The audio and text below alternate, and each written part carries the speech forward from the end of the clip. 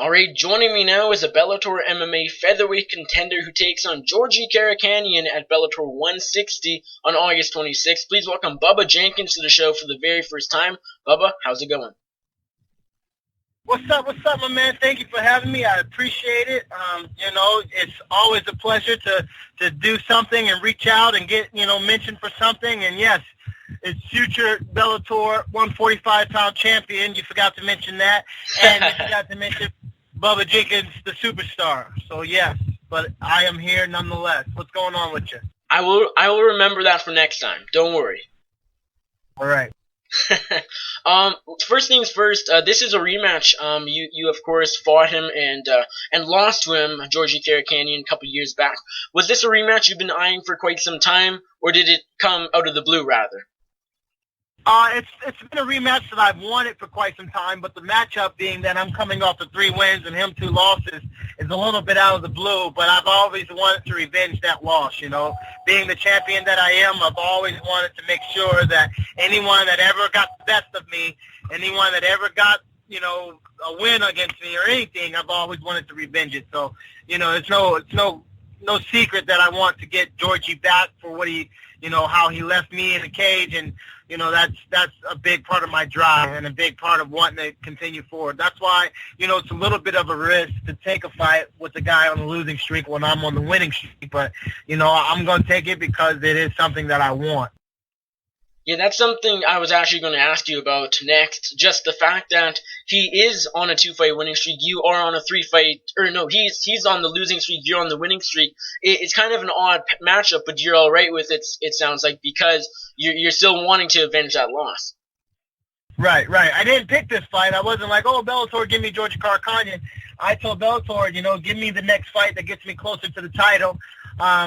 So we just had different opinions about what that fight was, but I have no quarrels with it being Georgi Karakhanyan, being that, last time I saw a Georgi Karakhanyan Bubba Jenkins fight, I was left looking up at the sky, obviously unconscious, choked out. And, I'm prideful about that because I went out on the shield. I'm not going to, especially when it's going to in that matter, I'm going out. Trying to fight it the entire way. It wasn't like I was purposely going out, but I was going to try to fight it to my last breath, and it came. Therefore, I'm looking for the revenge. It's not going to go like the last fight. I can promise you that. Yeah, for sure, and yeah, it's definitely going to be an interesting matchup. Let's talk about one of your last fights. Not your last fight, but the fight after. Now, very unfortunately, fortunately for you, you defeated Jordan Parsons, but very unfortunately, he actually passed away not too long ago. When you heard the news of Jordan Parsons passing, what was your reaction, with you being a former opponent of his?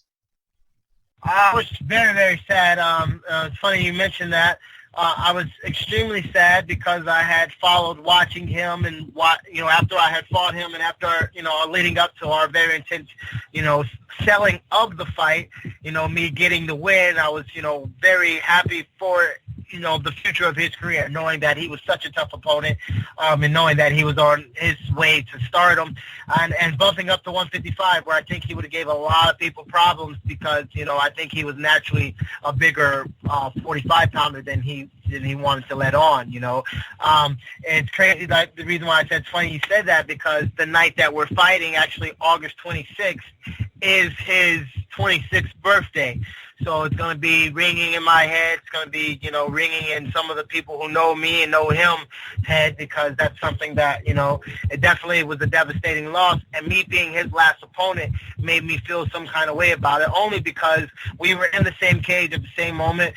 I actually used to train down in Coconut Creek, down in that area where he trained at, and it could have easily have been me instead of him, or easily have been anyone that I've known instead of Jordan. And, God doesn't do anything randomly, so it was obviously a reason for it. But, I'm grateful to be here, and I'm just truly saddened for his family that was the way that it happened, and that's the way that Jordan will be remembered. How will you avoid this being a distraction? Because I know it's still very sad news. You never want to lose someone, but you have to focus on this fight, and you can't. And I would imagine you don't really want to be going in there thinking about Jordan's 26th birthday and everything like that. So how will you avoid that being a distraction against Georgie? Well, life has prepared me for blocking out distractions. There were many a times where I was dealing with death in the family, and I've dealt with death all my life. Like anyone from a hardened area. A lot of people deal with these kind of things, distractions, and I think God has put me in everything that I've ever been in, as far as the ups and the downs, to build me for moments like this, where you really have the biggest wrestling match of your life, but things aren't going right, or you have the biggest fight of your career, and there's something else playing. Whether it's my wife being pregnant or dealing with the death of Jordan and it being his birthday, things like that. I think my life, my whole being has prepared me for everything that I'm going to go through. I don't think there will be something that I go through that I won't mentally be able to handle, because I've just been through so much already. So distractions are nothing more than just Fair enough. How long have you known about this rematch in Anaheim against Georgi Karakhanyan? Because I know this was a fight and a card that was announced not too long ago, and it's only a month away. So how long have you had to prepare for this fight up until now? I've known about it since I would say the earlier part of June. It was just rumor. And then I would think it was the 13th, I actually got the contract for it. And to me, everything's rumor until I see a name and a contract. It's almost like I'm a hitman, and I'm not going out to kill or hurt or punish anybody until the big boss gives me that name and that contract and that signed opponent. And then that's when I become the hitman and I do my job. So we don't want any kind of mistaken identity. I don't even get riled up for people that they say I might fight. It doesn't tickle my fancy in any way, shape, or form that there might be someone they might want me to fight. Once you send me that contract, then I'm full speed ahead. But I'm always preparing. I'm never unprepared. Had you begun a training camp before the 13th, before you got the contract? Absolutely. Okay, so it's not really a short notice fight then, because you've known about it for already almost 2 months. Right. No, it's not a short notice fight. Any fight they could have gave me, whether it was Georgie or not, it would not have been a short notice fight, because I hadn't fought since March, and I just had this, unsettling feeling that something was coming. So, I got my ass off the couch and I went to work like I know I'm supposed to. Fair enough. Now, how will you make this rematch against Georgi Karakhanyan different than the first time you guys shared the cage? I won't shoot no laxical, lazy, I'm scared double legs, I can tell you that. I'm going to stick to the game plan. The last fight, I didn't stick to the game plan. I was a little bit nervous about his striking and this and that, but I'm a completely different fighter a year and a half later, and I think he knows that. I wasn't going to stay this wrestler forever, one that everyone knows me as. I was eventually going to learn how to punch people in the face, and I believe I'm at that point in my life where I have learned a lot about the sport of MMA, about who I am and what I'm capable of. And at that moment, I knew that I was not prepared for a Georgi Karakhanyan the first time I fought him. But I am not only prepared, but well prepared for him now. Do you think you are the one out of both you and Georgie that has improved much more than he has? Do you feel that's accurate since your last fight, since your fight with him? Well, men lie, women lie, but numbers don't. And I'm coming off a 3-win streak. He coming off 2 losses. His last win was me. My last loss was him. So I'm on the up. He's on the down. I think he's got 1 foot out of the door as far as Bellator goes. I don't know if he's happy or what. I don't know about his situation. All I know is I'm only going to control what I control, and I feel like the best days are behind him and my best days are in front of me. Why do you say he has 1 foot out of the door Bellator-wise? This sport is very competitive. This sport is very, unforgiving. You take 2 losses, 3 losses, to the top guys who aren't even the champion yet.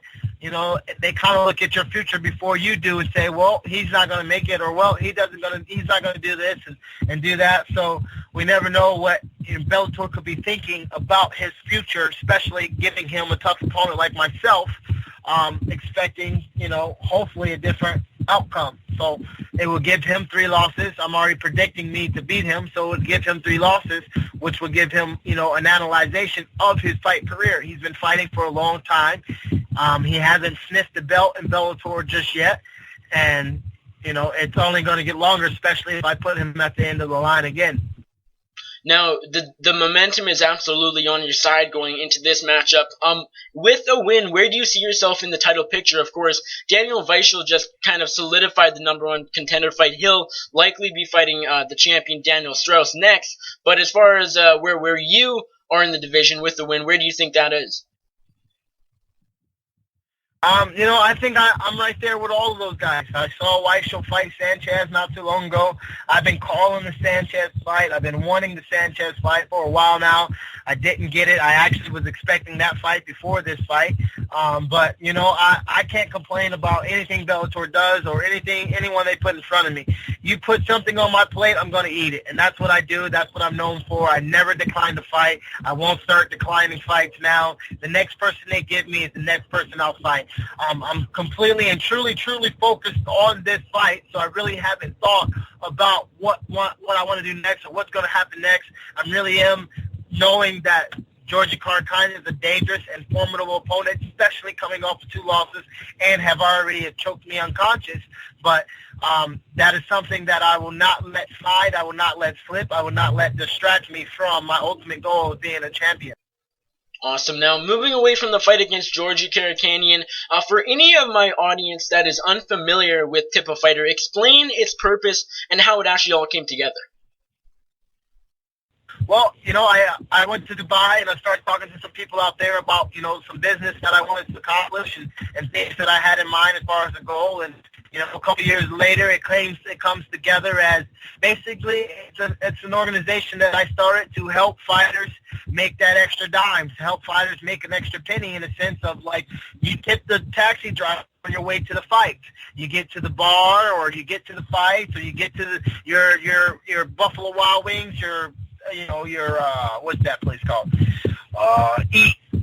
Play, what is it, Champs or something? You get to one of those, special restaurants that you're watching the fights at, a bar at, and you tip the waitress. But you don't tip the fighter who you're actually going out to see, who you're actually wanting to watch entertain you. And the thing that I thought was, okay, let's do TipAFighter where the fans, you can personally say, hey, guys out there, if you love the way I fight, you like that knockout. You never seen someone do a suplex like I've seen it. You never seen someone, go out cold knowing that they could tap. And you just like things about me. You love this interview. You love who I am as a person, as a family man. You like my kids. You can go to TipAFighter.com and tip me whatever you feel is necessary just to show your appreciation for who I am and what I do. As a being warrior, as being a soldier, you just want to tip, you tip. You go to our website, you look up the people who are on the roster, and you just show them love. That's really as simple as it can be.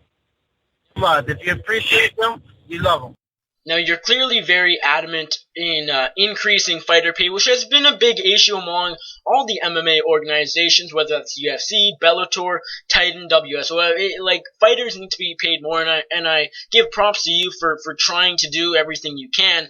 When you see someone like Brock Lesnar taking in $2.5 million for his UFC 200 fight, and then you see someone like TJ Dillashaw, who's one of the best bandweights in the world, only taking in $50,000, what are your thoughts on that?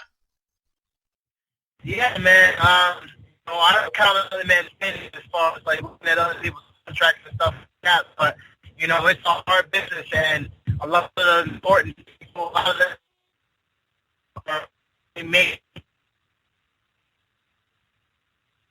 Like I said, and I don't know what there needs to be done about it, but I do know there needs to be unity with us fighters and an understanding that if we stick together, then none of us can be pulled out. When we start speaking up and the others start speaking up and the companies start, telling them they can't do this and they can't do that, then, it doesn't affect the bottom line for the companies. But if all of us start speaking out and if all of us stick together and say this is wrong or this is right, then we have more of a power.